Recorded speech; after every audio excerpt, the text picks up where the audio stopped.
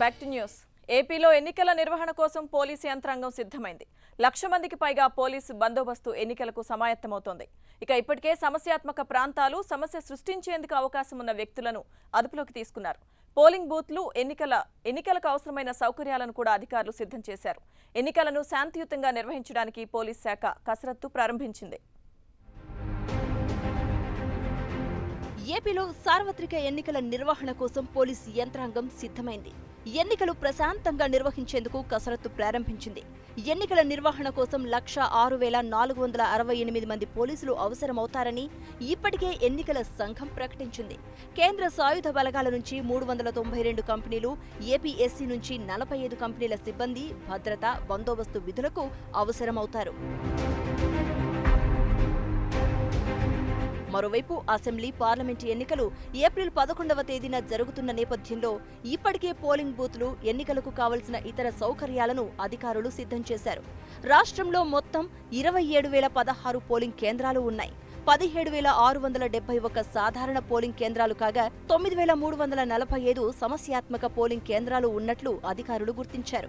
ఎన్నికల వ్యయాన్ని పర్యవేక్షించడానికి 6,060 టీంలను ఏర్పాటు చేశారు. ప్రతి పోలీస్ స్టేషన్ కు ఒక సిఐ స్థాయి అధికారిని నియమిస్తూ 940 స్ట్రైకింగ్ ఫోర్స్ ను సిద్ధం చేశారు. ప్రతి అసెంబ్లీ నియోజకవర్గానికి ఒక డీఎస్పీ స్థాయి అధికారిని నియమిస్తూ 249 ప్రత్యేక స్ట్రైకింగ్ ఫోర్స్ ను ఏర్పాటు చేశారు. 616 మొబైల్ చెక్ పోస్టులు, 494 చెక్ పోస్టుల్లో నిఘా ఏర్పాటు చేశారు. సమస్యాత్మక గ్రామాల్లో ప్రత్యేక పికెట్లు ఏర్పాటు చేయనున్నారు. ఎన్నికల సమయంలో రౌడీ షీటర్లు, నేర చరిత్ర ఉన్న వ్యక్తులపై ప్రత్యేక నిఘా కొనసాగుతోంది. అదేవిధంగా లైసెన్స్ ఉన్న ఆయుధాలు, లేని ఆయుధాలపై పోలీసులు అనుమతి ఇవ్వాల్సి ఉంది. వారెంట్లు, బైండ్ ఓవర్లు వంటివి పోలీస్ స్టేషన్ల పరిధిలో ఆరంభమయ్యాయి.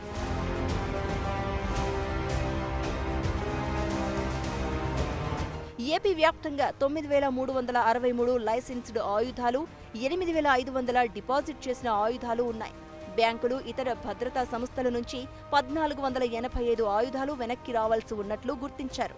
రాష్ట్రం మొత్తం మీద 6,357 నాన్ బెయిలబుల్ వారెంట్లు విధించారు. 12,260 నిరోధక చట్టాల కింద కేసులు నమోదు చేశారు.